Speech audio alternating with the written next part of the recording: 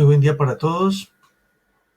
En primer lugar, quiero agradecer al comité organizador por esta invitación a participar en este evento. Yo soy Víctor Arrieta, soy especialista en ortopedia y traumatología y en cirugía de columna vertebral, pelvis y acetábulo de esta facultad. Hoy vengo a hablarles un poco sobre el dolor lumbar, que es aquel dolor que se localiza entre los últimos arcos costales y las crestas ilíacas, y lateralmente los límites están dados por las líneas axilares medias. El dolor lumbar y el dolor cervical son la principal causa de discapacidad global en el mundo y la segunda para Latinoamérica. Son los problemas médicos más prevalentes en pacientes de edad laboral en las sociedades industrializadas, afectando el desempeño familiar, laboral y social de los individuos. La mayoría de las veces se debe a causas mecánicas. La incidencia del dolor lumbar se estima en aproximadamente un 80%. El dolor lumbar es la condición musculoesquelética más comúnmente vista por fisiatras, ortopedistas y terapistas físicos alrededor del mundo.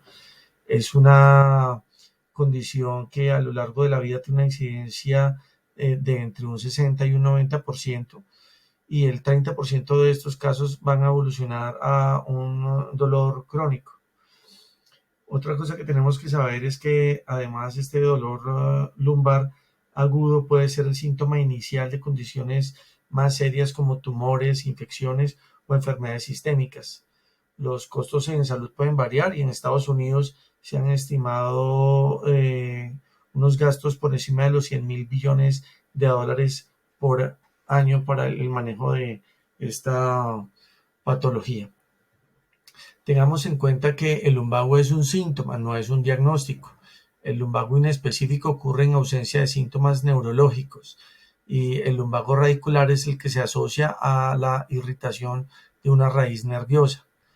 Como les decía, la mayoría de los casos son autolimitados, es decir, el 90% de los pacientes que consultan por lumbalgia se van a mejorar dentro de las siguientes 6 semanas, inclusive sin una intervención terapéutica. Pero el dolor residual 3 meses posteriores al primer síntoma no es infrecuente, pero esto no necesariamente implica que se trate de una patología seria.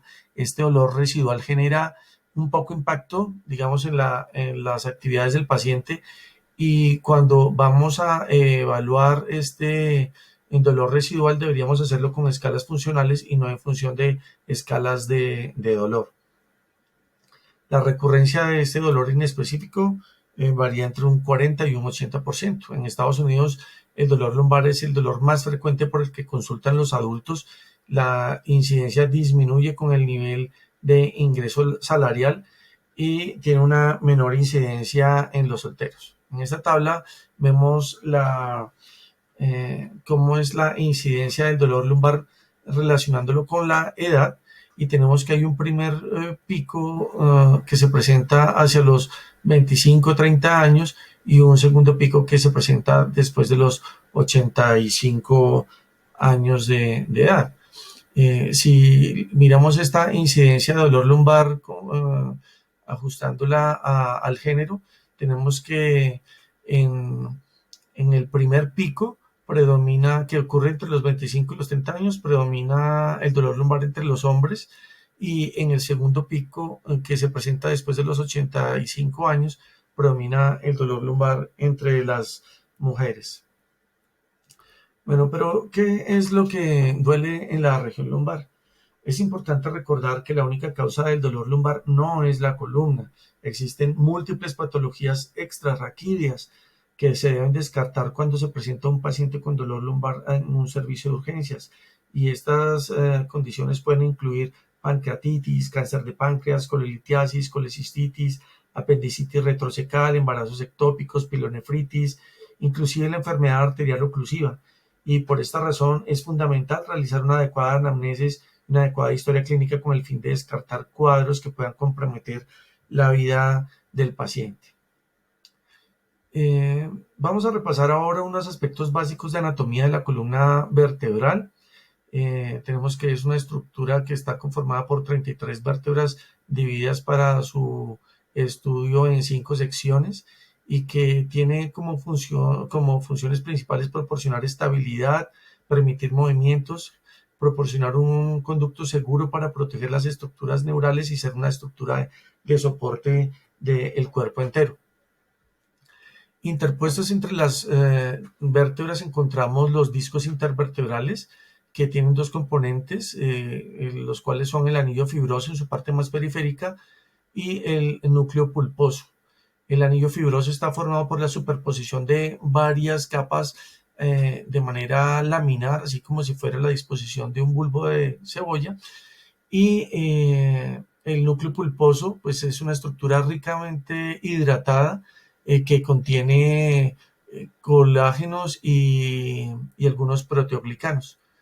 Como les dije, es una estructura avascular y funciona como un amortiguador, facilitando además el movimiento entre un segmento y otro. Ya en la columna vertebral, ¿qué es lo que duele? Pueden doler todos sus componentes, como son los ligamentos, ligamento longitudinal anterior, posterior, amarillo, los ligamentos interespinosos, ligamento supraespinoso. Por ejemplo, en el caso de los esguinces, los ligamentos supraespinosos pueden verse comúnmente afectados. También tenemos que el dolor se puede relacionar con los músculos paravertebrales o también con las cápsulas articulares de las facetas, que son estructuras ricamente inervadas. Pues esto, además de las estructuras nerviosas ya como tal, que son la médula espinal, el cono medular y las raíces nerviosas. Debemos tener en cuenta que por encima del plano óseo encontramos diferentes capas de músculos, los cuales se entrelazan o se unen a través de unas cadenas miofaciales que son funcionales, uniendo unos grupos musculares con otros. Y estas cadenas miofaciales no solo comunican diferentes grupos musculares dentro de la espalda, sino que también comunican a los músculos de la espalda con los miembros inferiores y con los músculos abdominales. Bueno, hay algunos factores de riesgo que se pueden asociar con una mayor presentación de dolor lumbar. Entre estos tenemos, por ejemplo, factores psicológicos como la depresión o factores sociales como un bajo nivel educativo. También hay factores ocupacionales como un trabajo extenuante físico o psicológico, un trabajo sedentario o exposición a vibración generalizada, un bajo soporte laboral o insatisfacción laboral con una baja compensación económica. También es más frecuente en pacientes con niveles de estrés elevado u obesos o fumadores. Bueno, el dolor lumbar es una entidad heterogénea y los resultados del tratamiento pueden mejorar significativamente cuando los síndromes clínicos relevantes son determinados inicialmente y guían el tratamiento. Esta es una enseñanza del doctor Hamilton Hall y hace referencia a que podemos tener dos pacientes con el mismo síntoma y uno de ellos tener una patología tan leve como un espasmo muscular y el otro una patología muy grave como por ejemplo un tumor vertebral. Entonces tenemos que definir en el servicio de urgencias a qué cuadro corresponde, digamos, pertenece a ese paciente para poder darle un tratamiento oportuno, ideal. Este dolor lumbar puede clasificarse dependiendo de su duración, intensidad, características y etiología. El dolor lumbar es agudo cuando tiene una duración menor a 6 semanas y es crónico cuando tiene una duración mayor a 3 meses. Tenemos que interrogar en el servicio de urgencias si el dolor es predominante en la región lumbar o si es un dolor que se irradia a alguna de las extremidades, si se asocia a claudicación neurogénica, si se alivia o exacerba con alguna posición. Y bueno, tenemos que tener en mente todas estas patologías que están aquí enumeradas en esta diapositiva. Ya sabemos entonces que el dolor lumbar puede tener una causa subyacente que puede ser musculoesquelética, infecciosa, tumoral, neurológica o reumatológica.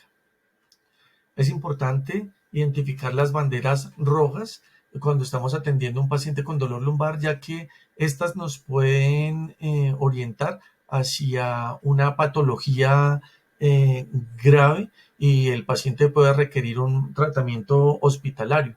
Estas banderas rojas son una edad mayor a 50 años, antecedentes de cáncer, pérdida de peso, inmunodeficiencia, drogadicción, antecedentes de trauma, uso de corticoides por la presencia de fracturas por osteoporosis, déficit neurológico, fiebre, escalofríos, o un paciente que presente un dolor que no mejora con el reposo. Tenemos también las banderas amarillas.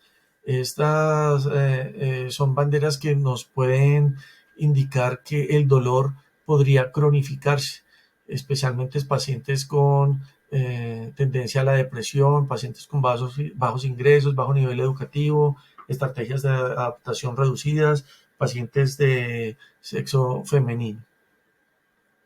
El siguiente paso es hacer un examen físico.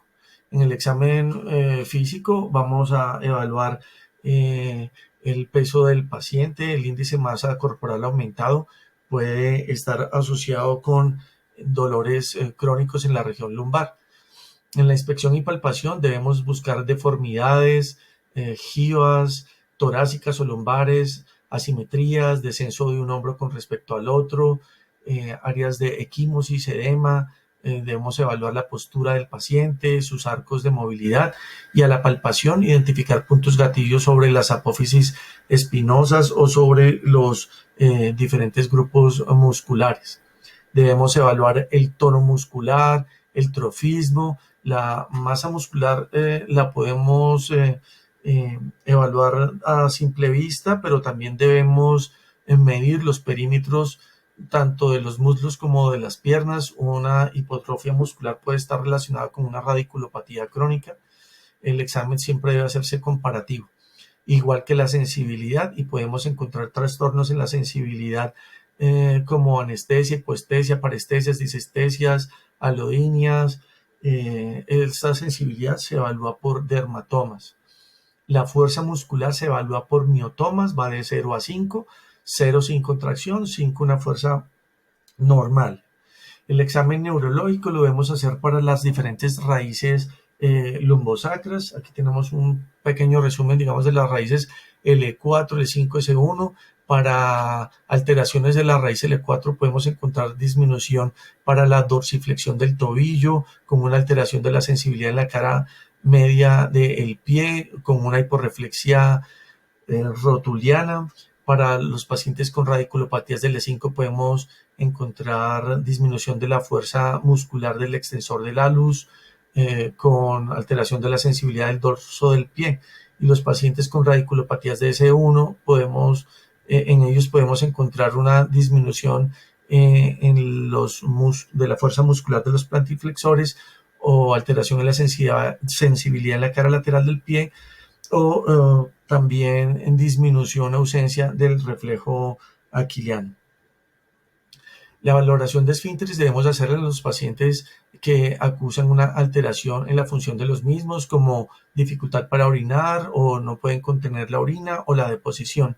Esto es algo que puede encontrarse en pacientes con síndrome de Caudequina o con presiones neurológicas a nivel del cono medular. También tenemos que hacer unas pruebas especiales como la prueba de la SEC.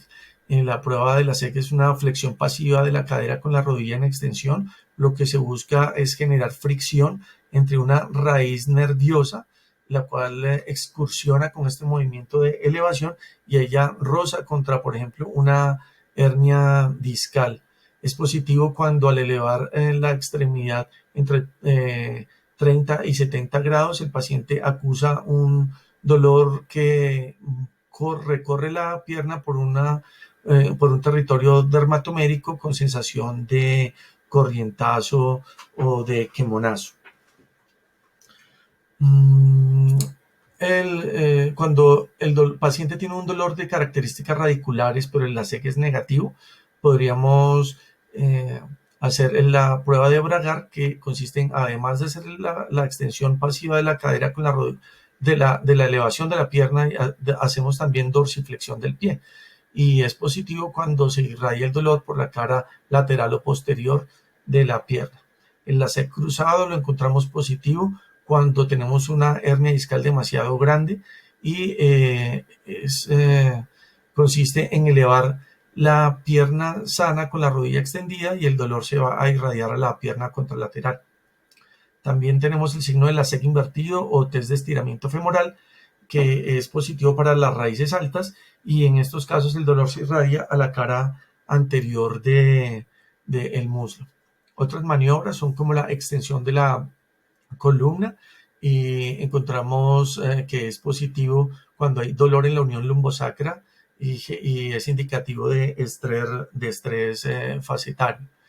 También debemos hacer pruebas sacroiliacas, ya que el 30% de los pacientes con dolor lumbar pueden tener su origen en esta zona. A la izquierda vemos la prueba de Gaenslen, a la derecha el test de Patrick. Otras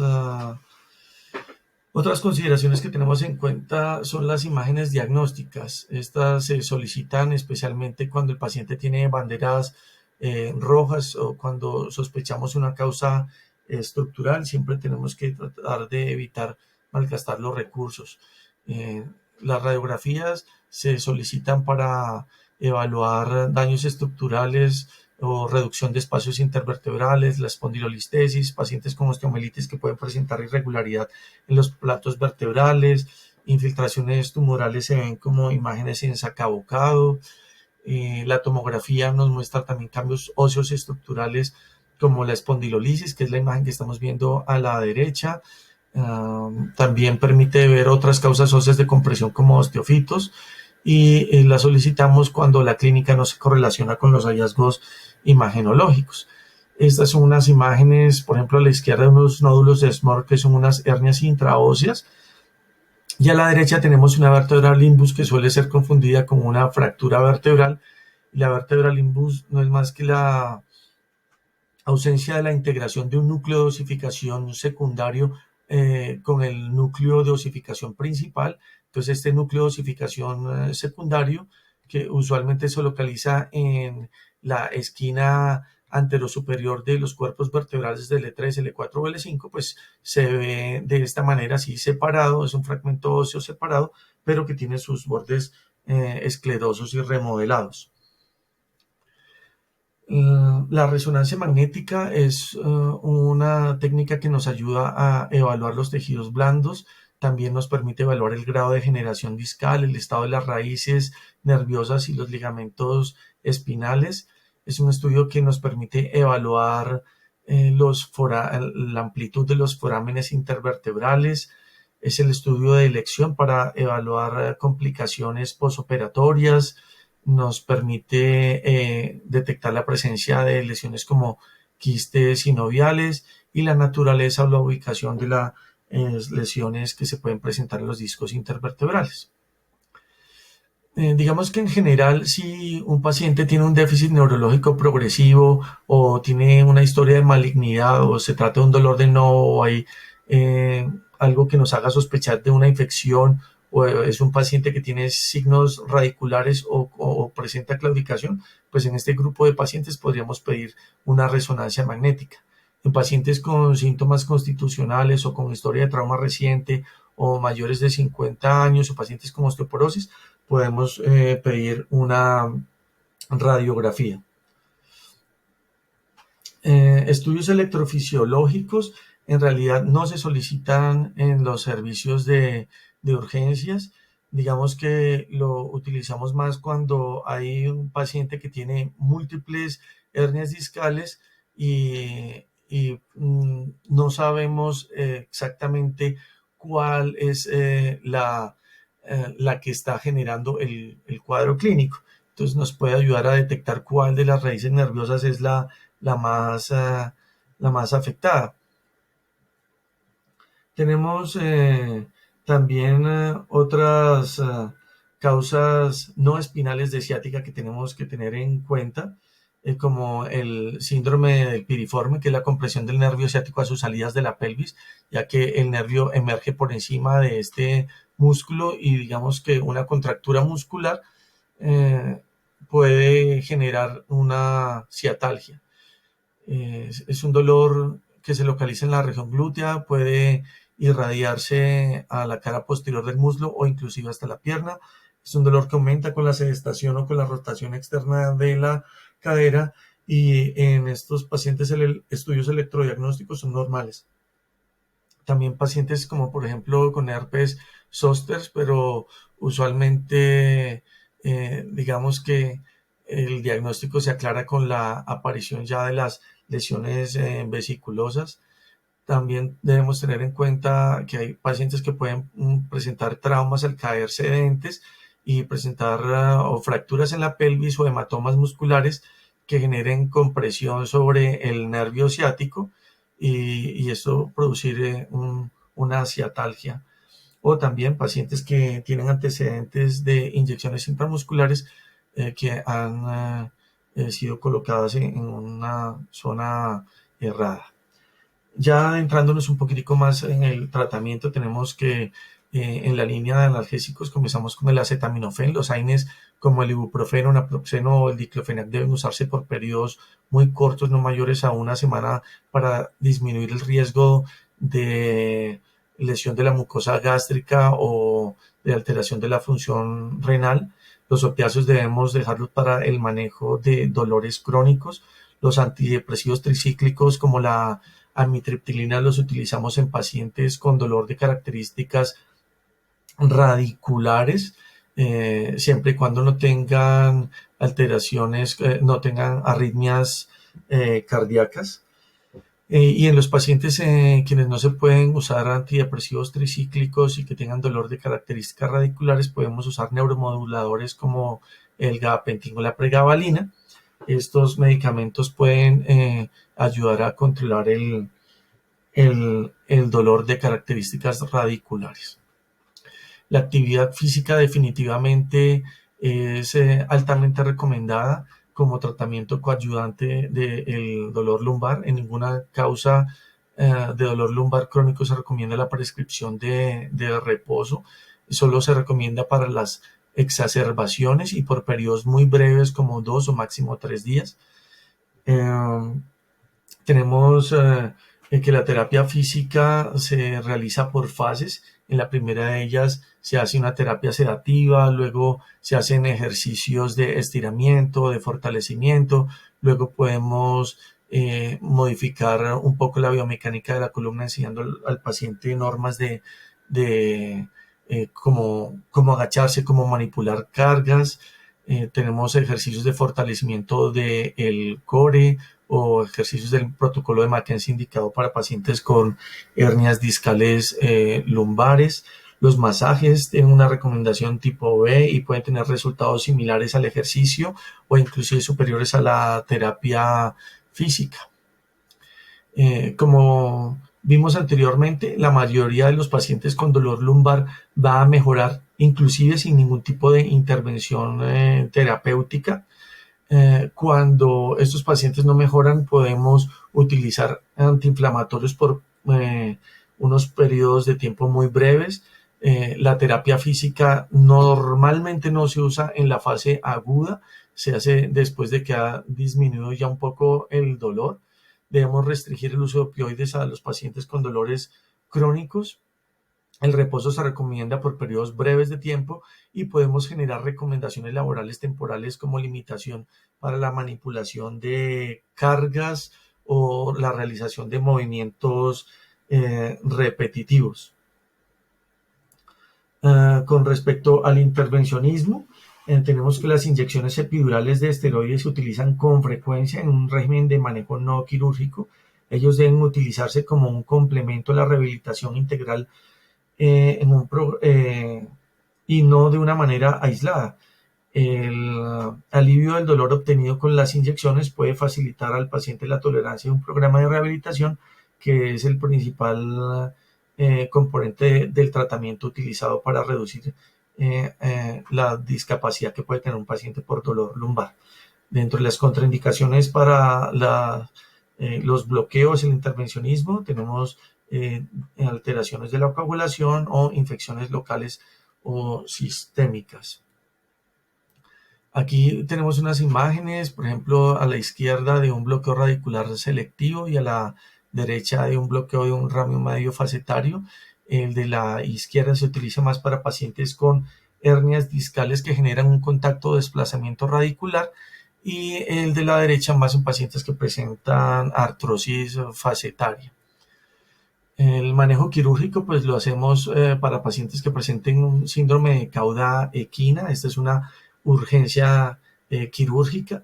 El manejo quirúrgico también está reservado a pacientes que son refractarios al manejo médico multimodal y se hace orientado según la patología subyacente, bien sea una espondilolisis, una fractura, una infección o un tumor. Ahora también quiero hablarles sobre otras alternativas, digamos así, terapéuticas que se promocionan en la televisión o pues en general, eh, digamos a veces de manera no formal, como por ejemplo el uso de los cinturones o de las fajas.